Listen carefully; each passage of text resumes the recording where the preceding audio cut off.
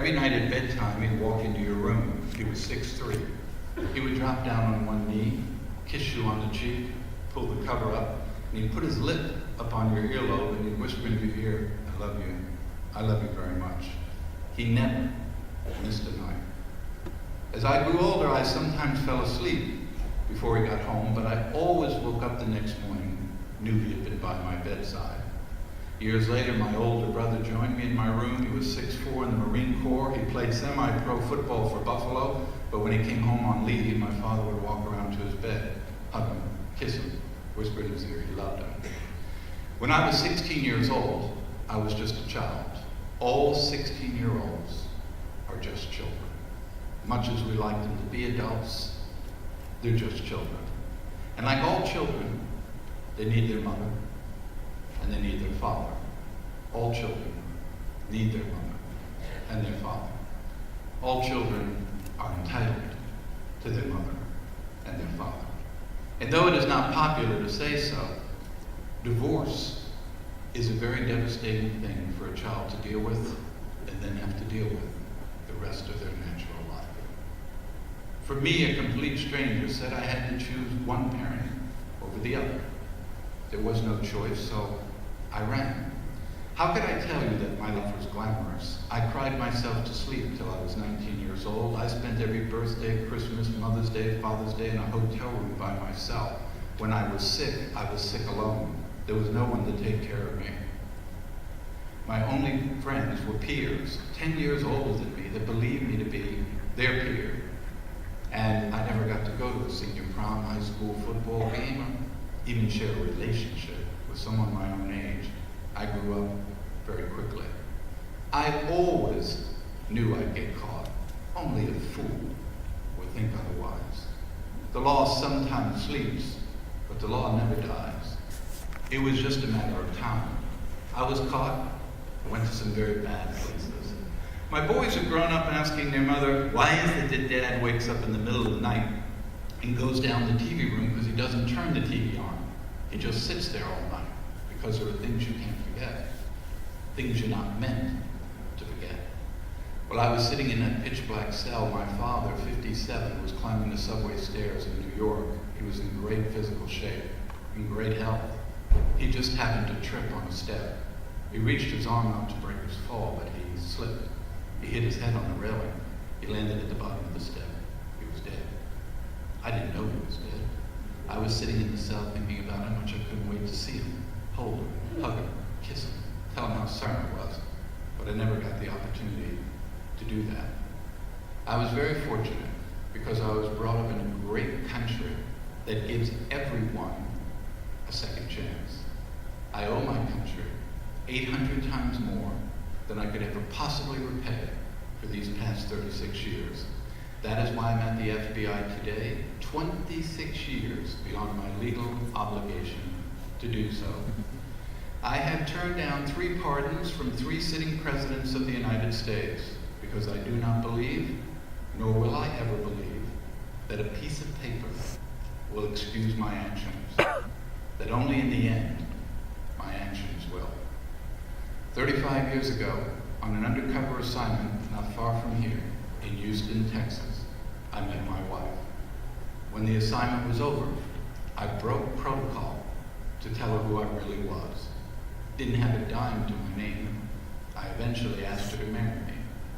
Against the wishes of her parents, she did. I could sit up here and give you a story that I was born again. I could tell you that prison rehabilitated me, or I guess I could take a cheap shot and just tell you that I was some kid who made some mistakes and grew up. But the truth is, God gave me a wife. She gave me 3 beautiful children. She gave me a family. And she changed my life. She, and she alone. Everything I have, everything I've achieved, is because of the love of a woman and the respect 3 boys have for their father, something I would never, ever jeopardize. There comes a time in all of our lifetimes that we grow older and we have children. And as every parent in this room knows, whether your child is 3 months old or 32 years old, when you lay your head on a pillow at night, no matter where that pillow is, and you're just about to close your eyes, the last last thing you think about. The last thing you worry about are your children. So if you still have your mother, you still have your father, you give him a hug. You give him a kiss while you can. And to those men in the audience, both young and old, I would remind you what it truly is to actually be a man. It has nothing to do with money, achievements, skills, accomplishments, degrees, professions, positions. A real man loves his wife. A real man is faithful to his wife. And a real man next to God in his country put his wife and his children as the most important thing in his life. Steven Spielberg made a wonderful film, but I've done nothing greater, nothing more rewarding, nothing more worthwhile, nothing that's brought me more peace, more joy, more happiness or calm in my life than simply being a good husband, a good father, and what I strive to be every day of my life, a great daddy. It's been a pleasure. God bless you, and thanks for coming.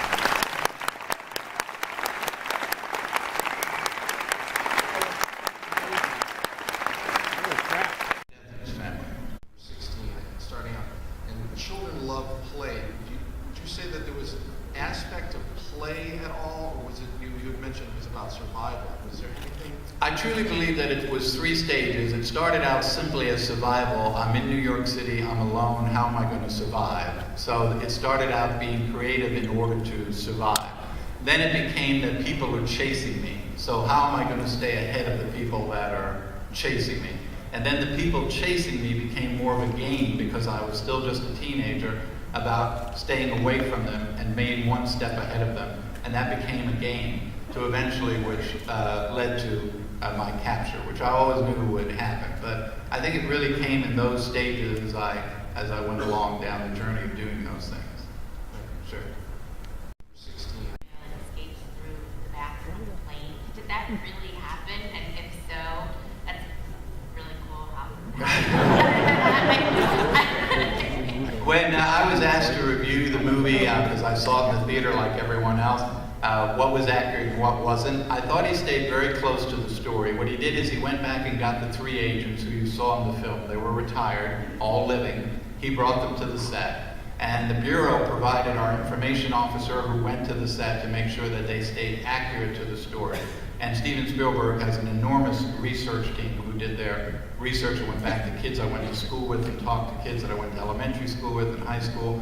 So looking at the film, there were very few things. One, I have come with 3 brothers and a sister. He said I was an only child.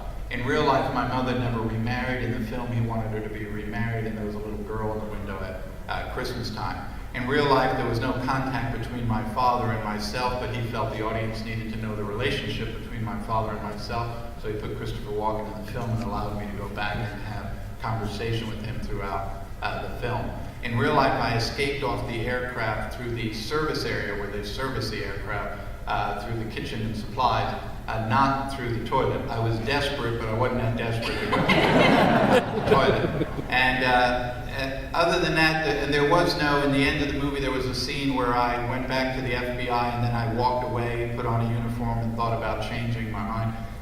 He has admitted many times that that actually did not happen, but he felt he needed to establish with the audience that I had made up my mind to stick at it and stay with it. And other than that, I thought he stayed very close and accurate to the story.